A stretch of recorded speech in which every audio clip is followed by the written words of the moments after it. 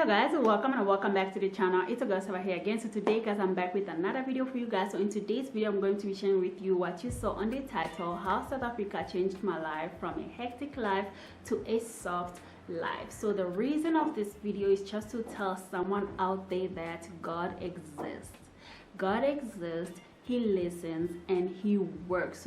So before going further with the video, if it's your first time watching my video and you like what you're seeing so far, please don't forget to join the family by subscribing, liking and commenting, because it helps with the YouTube algorithm. So without wasting your time guys, let's go right into the video. So my name is Piha. I'm a Congolese. I live here in South Africa, so it's been quite some time since I moved here in South Africa. So for most of you guys who watch my videos, you know already that I'm from Witbank. So when I arrived here in South Africa, I arrived straight in Witbank. So I grew up in Witbank guys, and Witbank is a small city, like we know each other, and there's not really much that's happening in Witbank. So for you to live the life in Witbank, if you're not working in the mines, life is a little bit hectic, you know. Getting a job, it's already something that we are already struggling with. So me being in Witbank and seeing what is happening to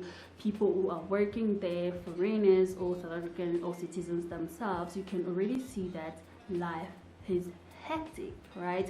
So I was already asking myself, like, how am I going to survive? Like, how am I going to live the life? Like, what am I going to do for me to change the situation? And you will see people are working, are going out every single day, but you see the income is not really like sustaining their day-to-day life. So I was already like asking myself, I'm a female, I'm that type of a person. Even if I have someone who's okay, the life is fun, but I don't like to stay in the house. Just being a housewife, it's not really my thing. Yes, I want my man to take care of everything, but I just want to keep myself busy doing something, being out there, you know. It just makes me feel good. I love being independent that way, you know, just creating or bringing something for myself, you know. And seeing the situation in the life, I was really like asking myself, like, what can I do to change the situation? So I decided to move from Witbank to Johannesburg. So when I came to Johannesburg, I didn't stay by myself. I stayed at my pastor's house. I stayed there for like a few years, and then I came out of there. That moment, I didn't have a job. Guys, I didn't have a job. I didn't have anyone who will be paying my rent. I didn't have a sugar daddy. I didn't have a boyfriend who will be taking care of my rent or my bills. No one. It's only me. And before moving even out where I was staying, I told my parents that I want to live by myself.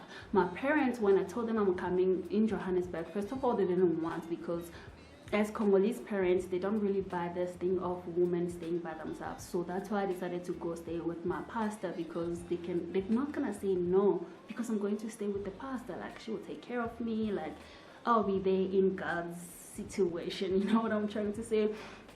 So in the pastor's house, when I was there, I told my parents that now I want to live for myself, because, you know, staying in people's houses, you know the situation already. So I want to live for myself. They said, no, I can't either go back home or nothing.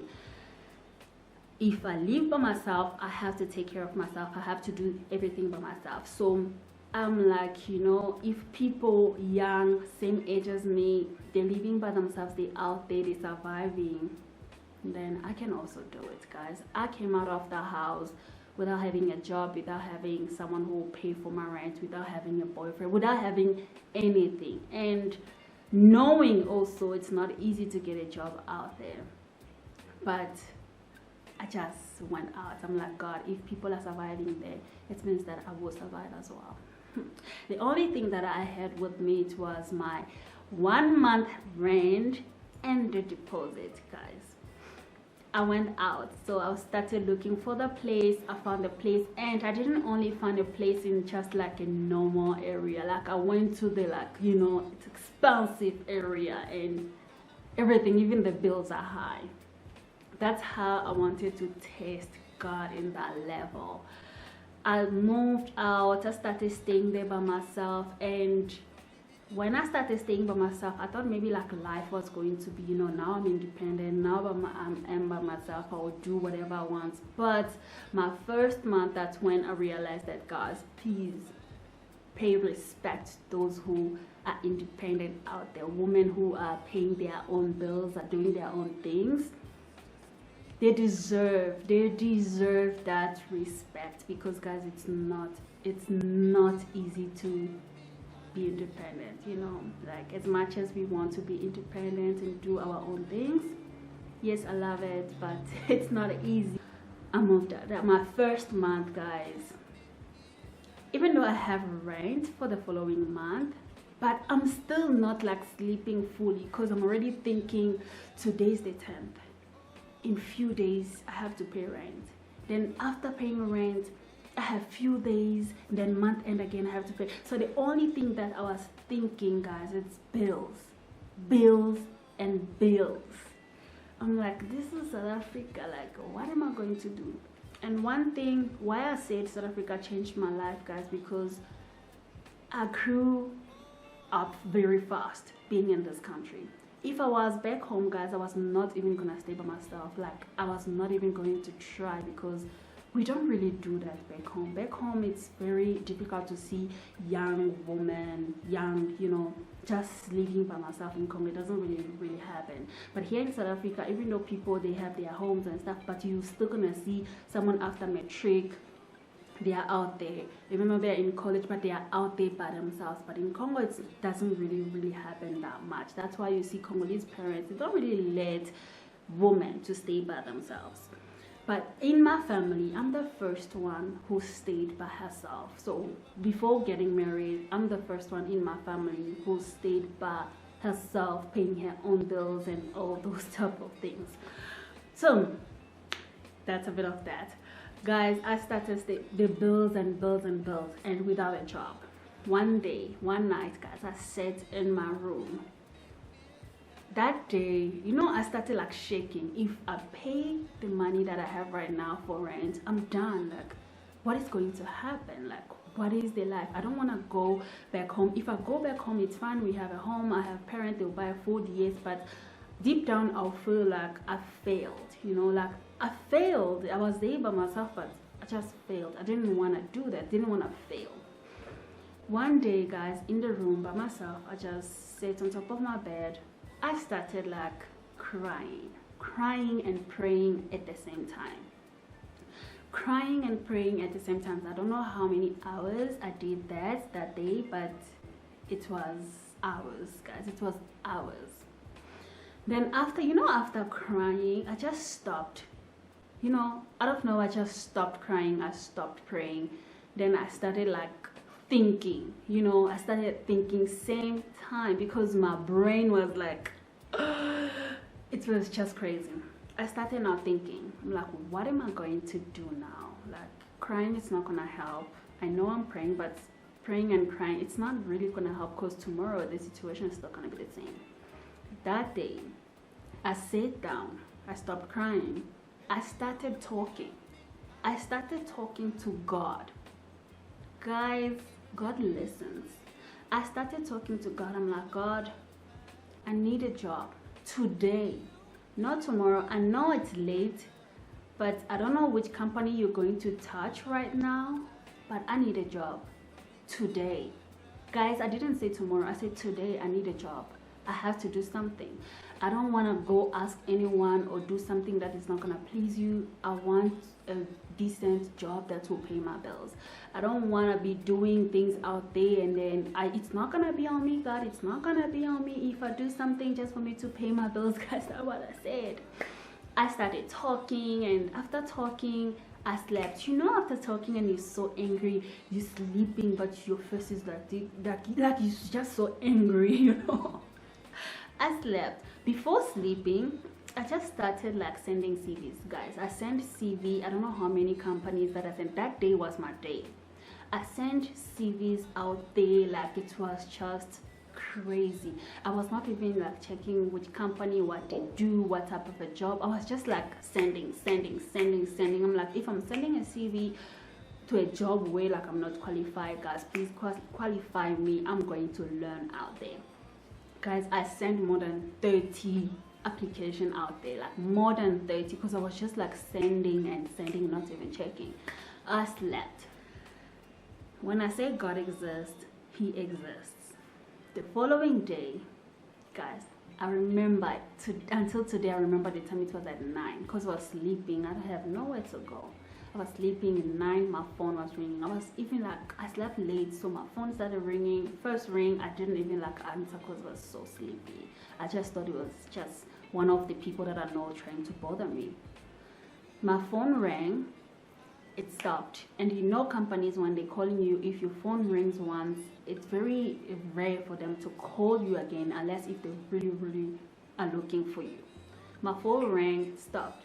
My phone rang 3 times, guys, 3 times, and I'm like, then this person really wants to talk to me. So I just took the phone without even checking who's calling me. I just put my phone on my ear with that sleeping voice that, hi, hello. And then I start like listening. You see those professional, is this Sarah? Yes, we just received your CV. Are you ready for the interview tomorrow? The way I woke up, and then I changed my voice. Yes, it is Sarah. You know, it was just crazy. I changed my voice. And then can you come for the interview tomorrow? I'm like, no problem. They send me, guys. I was like, I couldn't believe it. Like, I'm talking over the phone. I'm thinking, and I just couldn't believe it. Same time when after the call, I just stood up. I went because they said I must bring my CV and everything.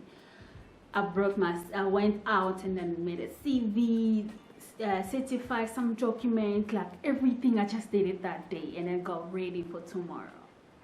Guys, tomorrow, the thing also, it was, the company was so close to where I was staying. Like, just God prepared everything for me. Like, he arranged every single thing for me.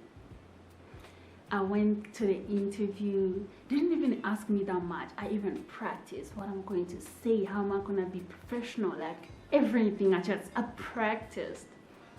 When I arrived today, didn't even ask me much questions. Like, it was just like, oh, it's you, Sarah. Oh, yeah.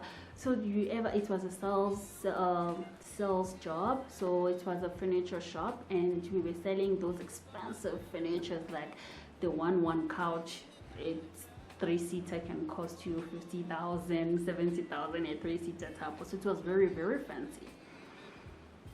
When I arrived there, they just like, it's you, Sarah. Do you ever done sales before? Like, okay, can you demonstrate if you want to sell me this couch? I tried my best, guys. This was my first time being a salesperson. Like, I was just sending anything that was going to come that day. I was going to do it. I tried to sell them a couch, and I don't even know what I said that day. Then they were like, oh no, she's good. So can you start tomorrow? I'm like, oh my God, oh Lord. Like, no problem. They say, so they're going to train you. We're going to train you for 2 weeks, and then after 2 weeks, that's when you are going to start. So that day, guys, I didn't even ask them how much salary. You know, they told me the salary, the whole thing. But I went there. It was like in the middle of the month. So they're going to train us for 2 weeks, and then the following month, that's when we are going to start. So I didn't even ask them, these 2 weeks, are you guys gonna pay us? Because guys, I'm already shaking. I'm already happy that I got a job. So starting already with these 2 weeks, are they gonna pay us? It's like, when you haven't even started, you're already asking for money. So I didn't even want to be that person, guys. I went back home. I didn't even I was just like thinking, how am I gonna pay the bills for this month? How am I gonna pay this?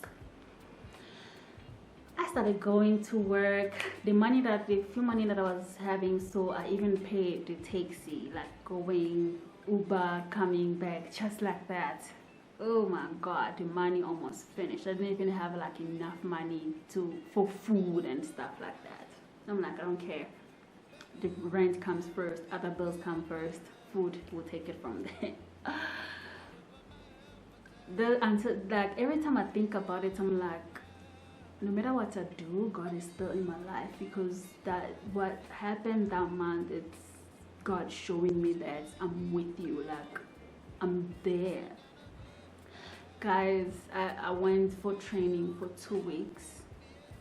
Month end comes, I just saw my phone ring, like salary came in, like salary came in these 2 weeks. You know, when you see the salary and you're scared, you like, did I make a mistake? Like, is it for real? Like, I was so shocked. I was like,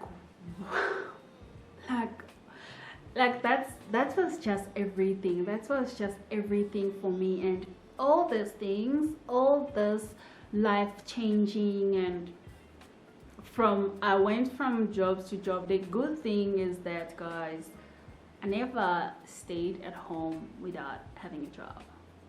You know, without a job, I know it's difficult out there, but I was fortunate enough. I never stayed at home not having a job. Whenever I'm bored with this, I want another one, I'll pray God will bring me another one. I'll leave this one, I'll go to the other one, just like that. So that's my story, guys. Like, always talk to God, always be there, always kuluma, like talk. He listens, he's there for you. Like, my soft life, God did it for me. Like, my soft life, God did it for me. And all this happens to me in this country, and that's why I'm always thankful to be here. I really appreciate my life. I really appreciate everything that this country offered me, because if only I was back home, like I always say, if I was always back home, I was not maybe going to be who I am today. Not because back home I'm going to suffer or something like that. No, back home we never suffered, by the way. Just that I was not going to be independent. You know, I was not going to have that drive that, no, I have to go look for a job. I have to do this. I have to do that. I have like to think or overwork or do something. I was not going to do that, because I was always going to have, I have parents, I have a family, I have this and that. So I was going to be lazy because I was going to be comfortable, you know. But in this country, knowing that this is, you don't have a home, like you don't have a house, you don't have anything, so you have to do something. So this country taught me to be independent, taught me to be strong, taught me to be who I am today. That's why I'm always thankful. So yeah, guys, that was what I wanted to share with you guys today, that God exists, and speak to him, your life will change.